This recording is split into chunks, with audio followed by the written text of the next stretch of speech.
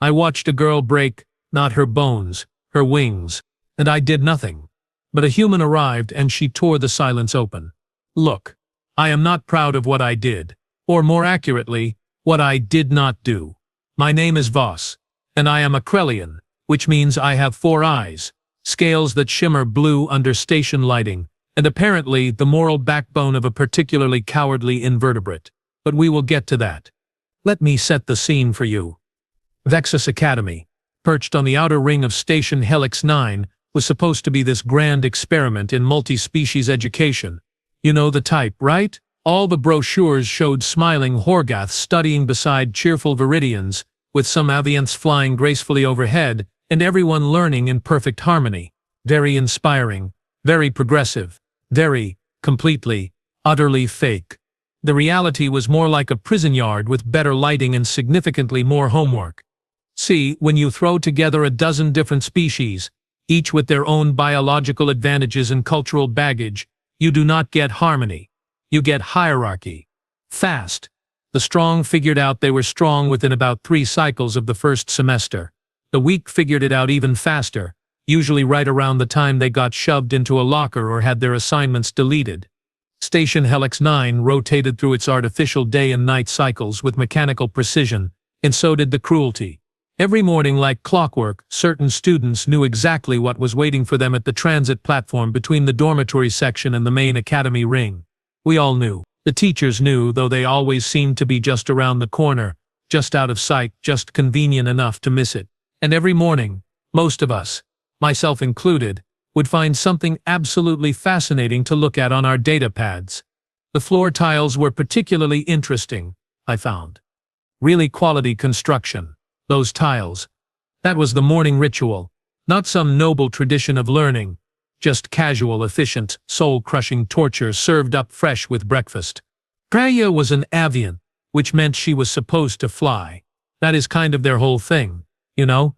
Avians are these graceful, bird-like beings with feathers that shift colors based on their moods, hollow bones for lightweight flight, and wings that could span 3 meters when fully extended. Beautiful species. Really. Poet types, artists, musicians. They practically invented half the symphony orchestras in the known galaxy. Priya's wings did not work anymore. Oh, they were still attached. Still hung from her back in this sad, crumpled way that made you hurt just looking at them. The left one bent at an angle that was definitely not natural, and the right one had patches where feathers just would not grow back anymore. Some old injury, I had heard. An accident in flight training when she was younger, before she came to Vexus. The medical staff had done what they could, but avianth wing structure is complicated, delicate, and once it is broken badly enough, well, sometimes it just stays broken. So every morning, Priya walked. Shuffled, more like, head down, feathers stuck in that dull gray color that meant fear or sadness or both. She carried her datapad clutched against her chest like a shield, which was funny because it was not going to protect her from anything, and we all knew it. And every morning, they were waiting. Throne was a Krellian, like me, which made the whole thing even worse somehow. Big for our species, with dark green scales and this way of smiling that showed too many teeth. He fancied himself some kind of alpha predator, which was hilarious considering Krellians are mostly bureaucrats and accountants back on our homeworld. But size and confidence can take you far when your victims are smaller than you. Maxis was a Horgath, all bulk and muscle, with rocky gray skin and fists like sledgehammers. Not particularly bright, Maxis, followed Throne around like a loyal attack dog, did what he was told, laughed at all the right moments. Efficient in his brutality, I will give him that. Scylla was the Viridian, the third member of this delightful trio. Viridians are reptilian, cold-blooded in more ways than one. Scylla was small, quick, with silver scales, and a tongue sharp enough to cut. She handled the verbal abuse, the psychological torture. Every species has their talents, right? The transit platform connected the dormitory ring to the main academy through a long corridor with transparent aluminum walls, showing the stars outside. Pretty view. Awful location. No teachers, no security cameras in that particular stretch, just a convenient blind spot where terrible things happened on schedule. This particular morning, Priya tried to walk fast. Tried to slip past before they noticed. It never worked. Hey, groundling, Throne called out, his voice echoing off the metal walls. "Where do you think you are flying off to?" Priya stopped. Her feathers went from dull gray to almost white. Pure terror, that color. Maxis moved to block her path forward. Scylla circled around behind. Standard formation. They had practiced. I kept walking. So did the 6 other students in that corridor. We all had somewhere very important to be, apparently. Somewhere that was not here, not watching, not helping. Priya's datapad hit the floor. Then she followed it, knocked down by a casual shove from Throne. Her damaged wings spread out against the cold tile, twisted and wrong. And I, brave Voss with my 4 eyes and excellent vision, stared very, very intently at my datapad and kept walking. The human arrived on a Tuesday, which seemed inappropriate somehow. Momentous things should not happen on Tuesdays. Tuesdays are for midweek assessments and mediocre cafeteria food, not for the arrival of species that would fundamentally alter your understanding of violence and morality. Her name was Mira Torres, and she was aggressively, confusingly normal. Humans were still relatively new to the galactic community, right? Only made contact about 40 cycles ago, still figuring out their place in things. Most species gave them a wide berth, not out of fear exactly, but more out of uncertainty. Humans were weird. They came from a death world, which should have made them cautious and paranoid, but instead they were friendly. Disturbingly friendly. They tried to pet things that could kill them. They made friends with species that had literally tried to eat them. They pact-bonded with furniture, for crying out loud. Mira walked into Vexus Academy wearing their bizarre human clothes, some kind of worn blue pants called jeans, and a shirt with faded text that read, "Earth mostly harmless." She had dark hair pulled back in a ponytail, brown skin, and these unsettling forward-facing eyes that marked her as a predator species.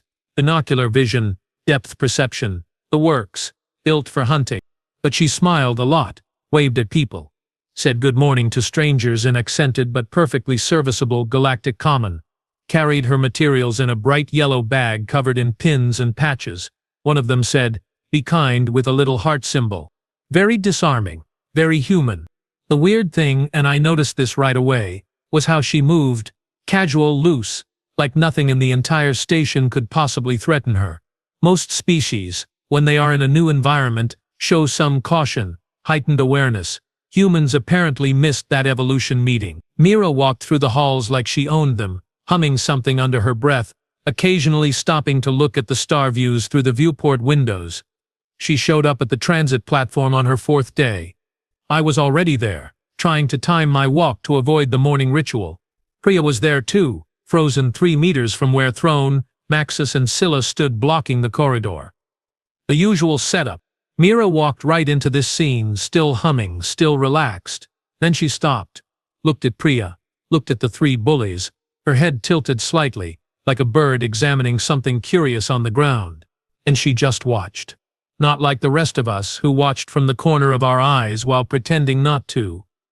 Mira just stood there, bag over one shoulder, openly staring at the situation with those predator eyes, taking notes, maybe, or measuring something. That should have been our first warning. Throne noticed her first. Hard not to, really, when someone is staring at you with the focused attention of a hunter watching prey. "What are you looking at, human?" he snapped, his scales darkening with irritation. Mira did not answer, just kept watching. Her expression had not changed, still neutral, almost curious. But something about the quality of her stillness made my scales itch. Throne turned back to Priya, but now he was showing off. Peacocking. Had an audience, wanted to make sure she was impressed by his dominance display. Idiot. "You know what I think," Throne said, circling Priya where she sat crumpled on the floor. "I think the Academy made a mistake, accepting a broken little bird who cannot even fly. What is the point of you, really?" Priya's feathers had gone completely white now. She was shaking. Scylla laughed, that hissing viridian sound. "Maybe we should help her fly. Give her a running start out the airlock." Maxis grunted his approval, which was basically the extent of his conversation skills. Mira still had not moved, but I noticed her jaw was tight now. Her hands, which had been loose at her sides, were slowly curling into fists. Throne reached down and grabbed Priya's right wing, the less damaged one, and twisted. The sound Priya made was not quite a scream, more like all the air leaving her lungs at once, all the hope escaping in a single breath. And that was when I saw it happen. Mira's face changed. I do not know how else to describe it. One moment she looked human, recognizable, something you could maybe have a conversation with over lunch. The next moment something else looked out from behind those eyes. Something old, something that remembered what it was like when humans were not the dominant species on their death world, when they had to hunt or be hunted, when violence was not a choice but a survival mechanism written into their very DNA. Her posture shifted. Weight forward on the balls of her feet, shoulders squared, head lowered just slightly, chin tucked in a way that protected the throat while keeping the eyes locked on target. Every muscle in her body coiled like a spring. The temperature in the corridor did not actually drop. That is not physically possible. But I swear to every deity in the galactic pantheon, it felt like winter arrived in that hallway. Throne was still holding Priya's wing, still smiling his cruel smile, still completely unaware that he had just crossed a line that the human species had drawn in blood across 10,000 years of evolution. Mira started walking forward. Not running, not charging, just walking, steady and inevitable, like a predator that knows the prey has nowhere to go. "Let her go," Mira said quietly. Her voice was calm, flat, empty of everything except a simple statement of fact. That was somehow the most terrifying part. Throne let go of Priya's wing. Not because of any sudden moral awakening, mind you, but because he wanted both hands free. He turned to face Mira fully, drawing himself up to his full height. He was bigger than her by at least half a meter and probably outweighed her by 20 kilos. Krellians are not exactly fragile. "This does not concern you, human," Throne said, adding a threat display, scales flaring, teeth showing. Very impressive. Would have worked on most species. Mira stopped about 2 meters away, close enough to be a clear challenge, far enough to have reaction time, I realized later. "I am going to say this once," Mira said, her voice still that same flat calm. "Walk away. Right now. All three of you." Maxis laughed. Actually laughed. The sound echoed off the corridor walls like rocks tumbling down a mountain. Scylla slithered closer to Mira's flank, circling. "You really want to do this, human? 3 against 1. You are not even armed." Mira's expression did not change. "Neither is she." She nodded toward Priya, still on the ground, still shaking. "And that did not stop you," Mira continued. "So I figure, fair is fair." Throne made his move then, lunged forward with his claws extended, going for an intimidation grab. Probably planned to shove her against the wall, scare her off. Established dominance. The usual playbook. He did not even get close. Mira moved. I had seen combat before. Training exercises, some security footage of bar fights, that kind of thing. But I had never seen anything move like Mira moved. She sidestepped Throne's grab, her whole body rotating, and her elbow came up in a tight arc that caught him right under his jaw with a crack that I felt in my back teeth. Throne's head snapped back. His eyes went unfocused. Mira was not done. She grabbed his arm, the one still extended from his failed lunge, and did something complicated with her hip and legs. Leverage, angles, physics that I did not quite follow. Throne went over, flipped completely, and hit the floor hard enough to dent the metal plating. His breath exploded out in a whoosh of shocked air. Elapsed time maybe 3 seconds. Maxis roared and charged. All that bulk and muscle coming at her like a freight hauler with anger issues. Mira dropped low. I mean really low. Almost folded herself in half. Maxis's massive fist sailed over her head, missing by centimeters, and then Mira drove forward, both hands hitting Maxis right in the solar plexus with a strike that had her entire body weight behind it. Maxis staggered. His rocky skin was supposed to be natural armor. Orgaths were tough, but apparently human fists backed by human leg muscles and human spite were tougher. Mira did not stop. She hammered 2 more strikes into his midsection, then pivoted and drove her knee up into his face when he doubled over. The crunch was audible. Blue blood, Horgath blood, sprayed across the clean corridor floor. Maxis went down like a demolition building, just collapsed in sections until he was flat on his back, groaning. Elapsed time from charge to unconsciousness, 5 seconds. Maybe 6. Scylla had stopped circling. Her scales had gone pale, which for Viridians meant pure, undiluted terror. Mira turned to look at her. blood on her knuckles, hair fallen loose from her ponytail, breathing hard but steady, and those predator eyes locked on target. "You want some too?" Mira asked pleasantly, like she was offering tea.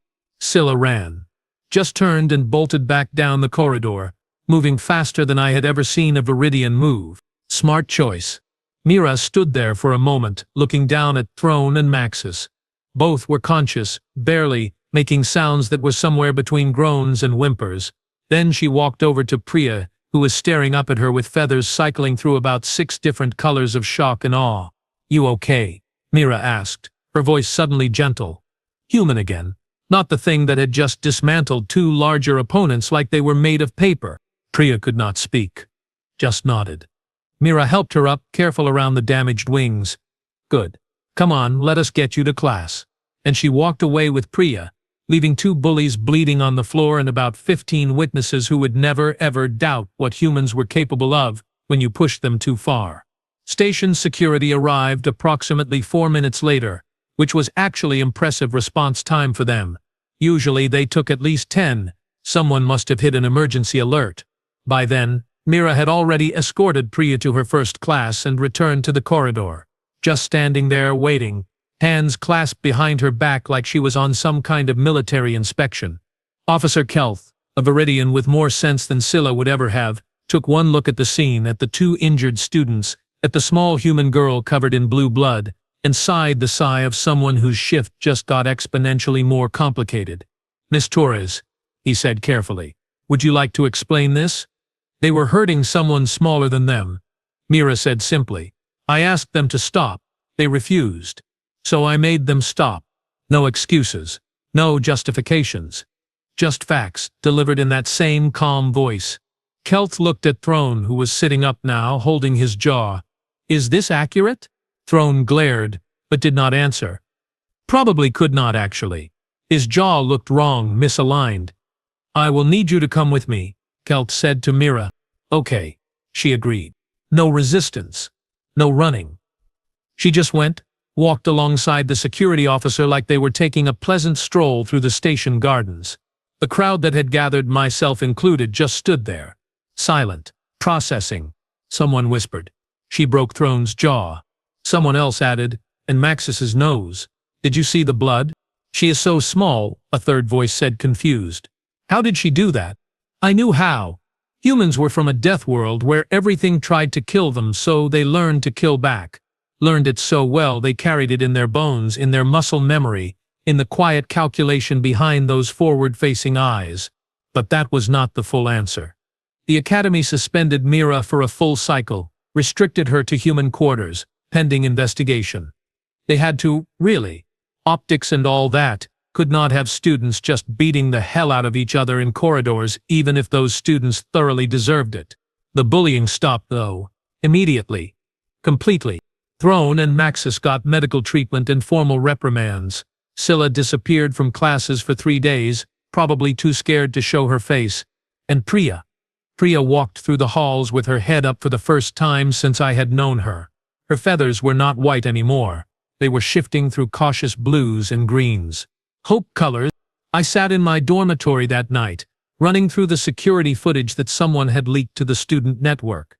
Watched Mira move again and again, that perfect economy of violence. And I realized something that made my scales itch with shame. Humans had only been in the galaxy for 40 cycles. They were still figuring out politics, trade agreements, and cultural exchange, but they already understood something that the rest of us had forgotten or never learned in the first place. When someone hurts the helpless, you do not look away. You break their face.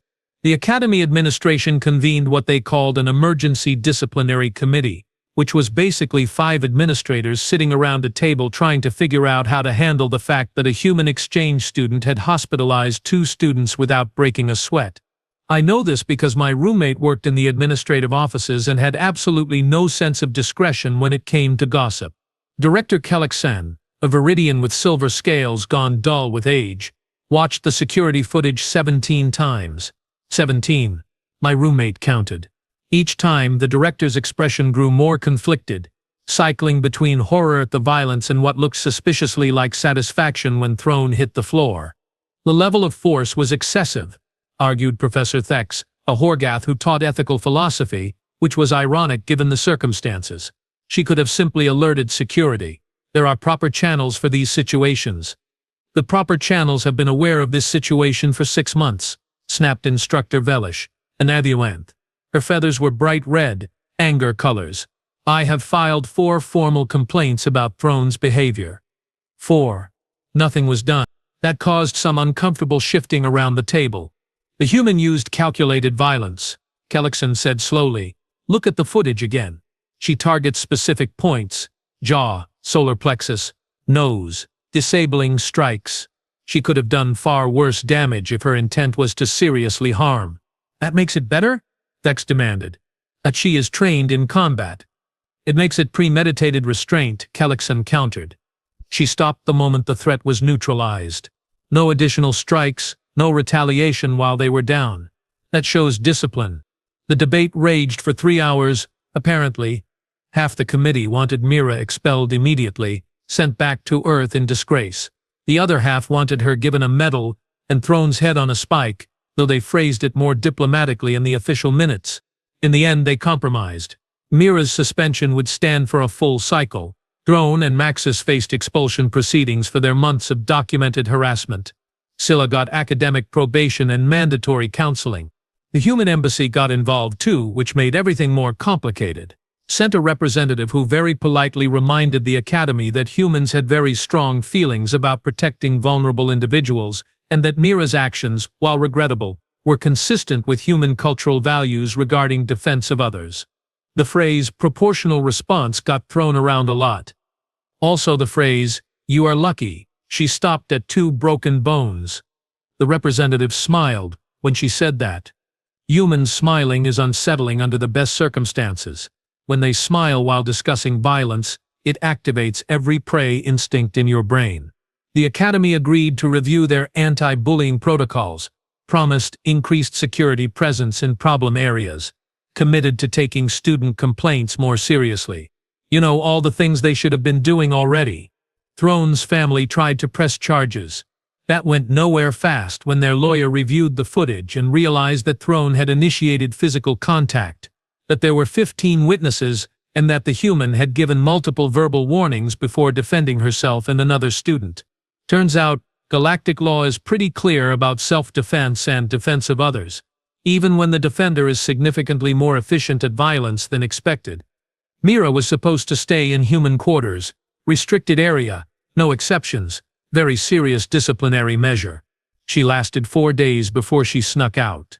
I only know this because I was heading back to my dormitory late after a study session, and I saw her, just walking through the corridors like she had every right to be there, wearing dark clothes, moving quietly. Still that same casual confidence, but now I understood what it meant. That was not arrogance. That was the calm of someone who knew exactly how dangerous they were and had decided to be gentle anyway. She went to the Aviant dormitory section, knocked softly on a door marked Tria Vex, room 7. Priya opened it, gasped, and immediately tried to pull Mira inside before anyone saw. Too late. I had already seen, but I kept walking, gave them privacy. I was learning, slowly, about when not to look away. Later, much later, Priya told me what happened in that room. They sat on Priya's bed, surrounded by star charts and astronomical models. Priya collected them, apparently. Maps of places she would never fly to with wings that would never heal. You should not be here, Priya said first, her voice quiet. If they catch you, they will extend your suspension. Probably, Mira agreed. But I wanted to check on you, make sure you were okay. Priya's feathers shifted through several colors.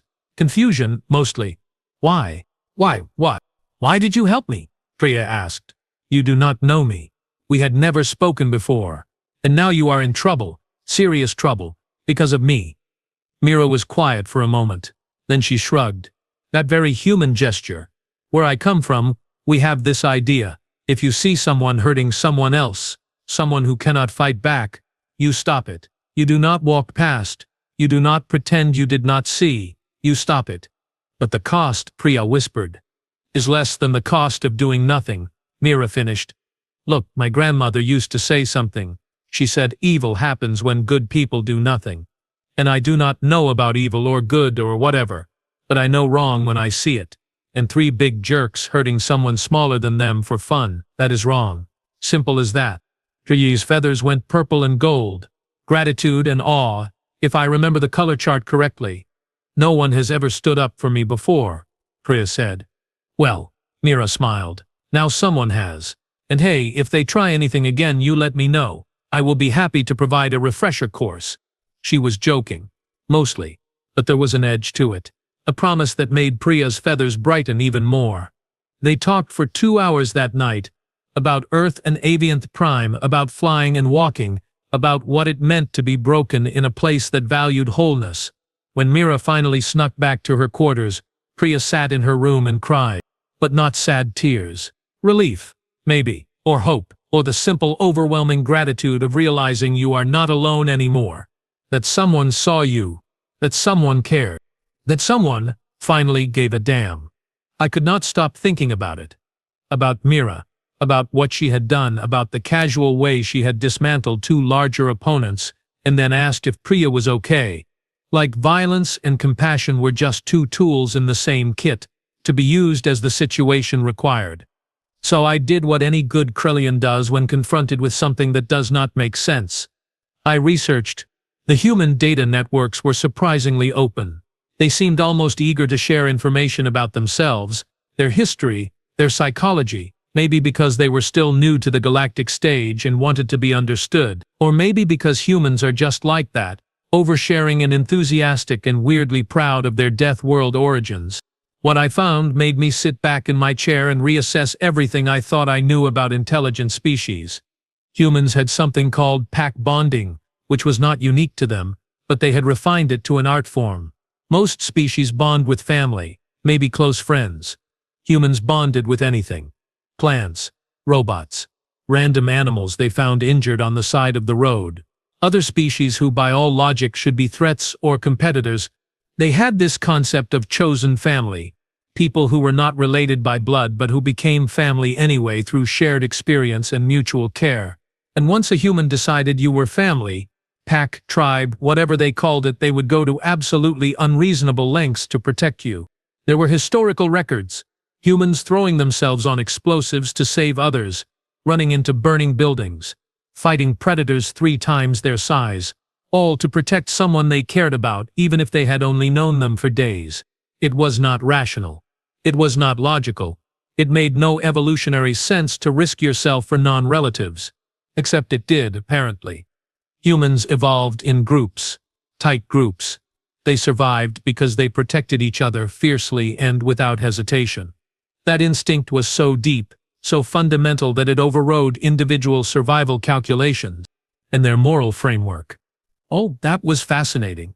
Most species have morality, sure, but it is usually based on complex social contracts, cultural traditions, religious doctrines. Human morality had all of that too, but underneath it was something simpler, something almost childlike in its clarity. Hurting the helpless is wrong. Protecting the vulnerable is right. Simple as that. Mira had not needed to consult a rulebook or consider the political implications. She saw someone being hurt. She stopped it. That was the entire equation. I found myself crying, which is embarrassing for a Krellian to admit, but I understood then what I had lost in that corridor. Not just my courage, though that too, but my basic sense of right and wrong, buried under convenience and self-preservation and the comfortable lie that it was not my problem. Humans had been in the galaxy for 40 cycles, and they were already teaching us lessons we should have learned millennia ago. Mira came back to the academy on a Wednesday morning, exactly 1 cycle after her suspension began. The human embassy had negotiated the terms, no formal mark on her record. Official statement calling it a cultural misunderstanding regarding appropriate protective responses. Politicians, man, they can make anything sound boring. But the academy was not boring that morning. Word had spread. Everyone knew she was coming back. And when she walked through those corridors, something happened that I had never seen before at Vexus Academy. Students stepped aside. Not out of fear exactly, though there was some of that. Out of respect. Throne and Maxis were gone, expelled the previous week. Scylla had transferred to a different academy on a different station, apparently deciding that being on the same space station as Mira Torres was not conducive to her health and well-being. Smart girl, that Scylla. Late but smart. Priya was waiting at the transit platform. The same spot where it had all happened, but she was not cowering anymore.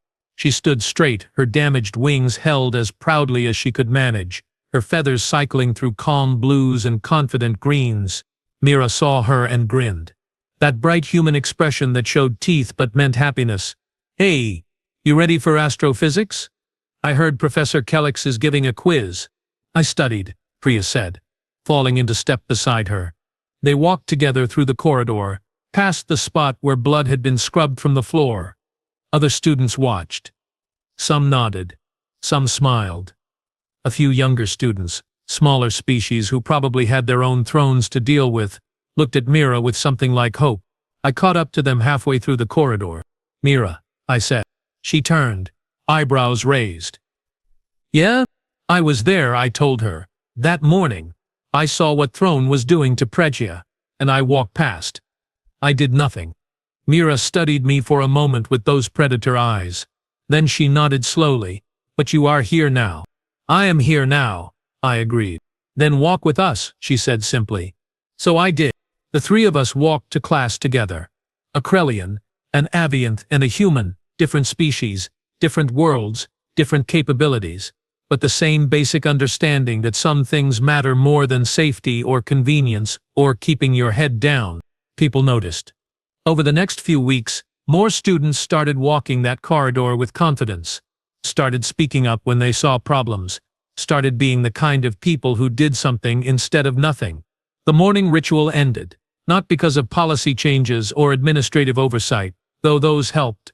It ended because one human girl decided that broken wings and broken spirits were not acceptable, and she was willing to break faces to prove it. Except that is not quite right, is it? She did not just break Throne's jaw and Maxus's nose. She broke their pride, their sense of untouchable power, their certainty that no one would stop them.